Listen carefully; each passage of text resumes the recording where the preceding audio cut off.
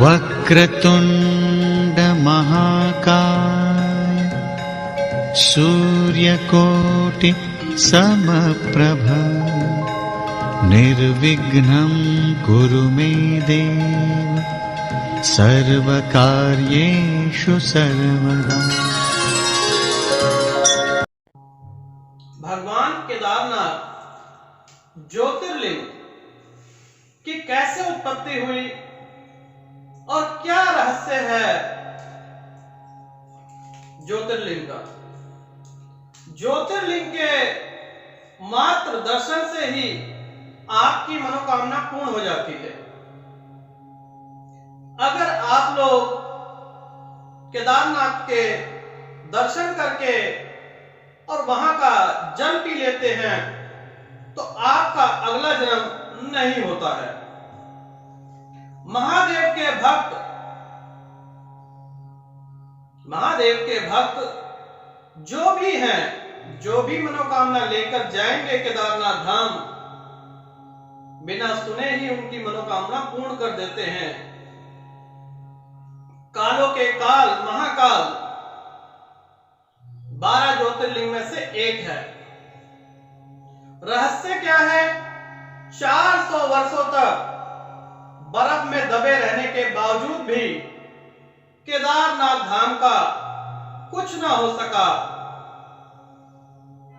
आज भी जैसे भीम ने बनाया था, पांडवों ने बनाया था, आज भी वैसे ही उपस्थित है। साल के 6 महीने केदार बाबा के आपको दर्शन मिलेंगे। केदारनाथ उत्तर दिशा में केदारनाथ पर्वत पर स्थित है। पहले के जमाने में तो यहां पर बड़ी मुश्किलों से यात्रा की जाती थी। लगभग 30 वर्ष पहले यहां पर कुछ रहने की और खाने की कोई व्यवस्था नहीं थी। लेकिन जैसे जैसे सरकारें बदलती गई वैसे वैसे वहां पे सुविधाएं होती गई। अगर वहां पे आप लोग एक बार दर्शन कर लें तो अगला जन्म तो होगा ही नहीं, और मृत्यु के उपरांत आपको वैकुंठ धाम की प्राप्ति होगी। वैकुंठ धाम, शिव धाम दोनों एक ही हैं।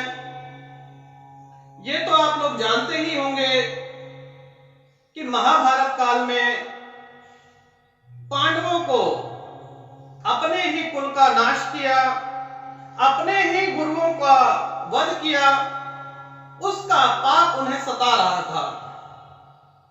उस पाप की वजह से जब उन्हें पता चला कि हमारा पाप हम पे भारी हो गया है, उन्होंने अपना राजपाट अपने कुल को सौंप के और स्वर्ग की यात्रा पे निकले।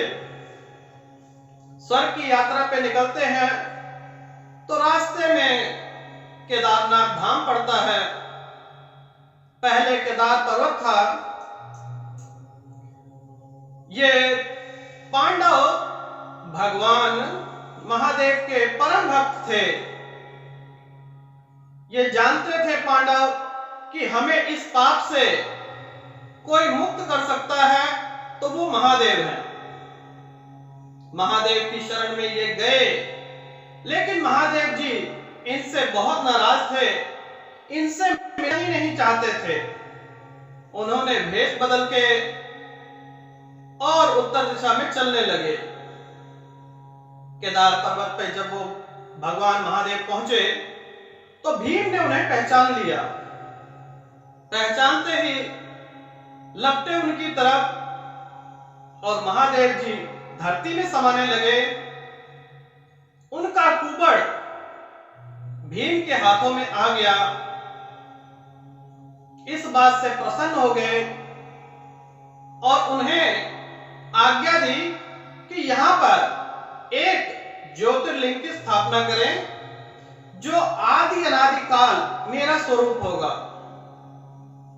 आज भी कुबड़ के रूप में जो ज्योतिर्लिंग केदारनाथ में स्थापित है वो महादेव जी का कुबड़ स्थान है।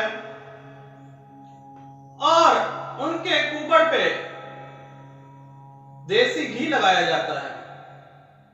जो भी भक्त वहां पे जाते हैं, अंदर मंदिर में बहुत गुप्त अंधेरा है, उन्हें दिए से दर्शन होते हैं केदारनाथ धाम के। उन्हें महादेव जी ने कहा कि इस मंदिर की संरचना करें तो वो अपने पाप से मुक्त कर देंगे। और उन्होंने वहां पे पूजा अर्चना की और मंदिर स्थापित किया। आदि अनादि काल महादेव का ज्योतिर्लिंग 12 ज्योतिर्लिंग में से एक है केदारनाथ धाम। यहां की मान्यता है कि कोई भी बाढ़ हो, हाल ही में उत्तराखंड में बाढ़ आई, केदारनाथ धाम का कुछ भी नहीं हुआ, केदारनाथ मंदिर वैसे का वैसे ही स्थापित है। तो आप ये सोच लीजिए कि जो भगवान अपनी रक्षा स्वयं कर लेते हैं तो आपकी क्यों नहीं करेंगे। जीवन में मोक्ष पाना चाहते हैं, कोई आपसे पाप हो गया हो, अंत काल में आपको बैकुंठ धाम की प्राप्ति करनी हो, तो एक चांदी का कड़ा जिस पे ओम नमः शिवाय लिखा हो वो महादेव जी को चढ़ा दीजिए। आपको मृत्यु उपरांत बैकुंठ धाम की प्राप्ति होगी। यहां के जल पीने के बाद पुनः आपको जन्म से मुक्त मिल जाएगी। अच्छे बुरे कर्म चाहे जैसे इंसान इस जीवन में करता है, ज्योतिर्लिंग से दर्शन के उपरांत कड़ा चढ़ाइए और भगवत गीता का पाठ कराइए और लोगों में भोजन कराइए, तो आपको जिंदे रहते मुक्ति प्राप्त हो जाएगी। जिंदे रहते मुक्ति प्राप्त करने का मतलब है कि आपको 84 योनियों से भगवान महादेव काट देंगे और आपका जीवन सुखमय हो जाएगा।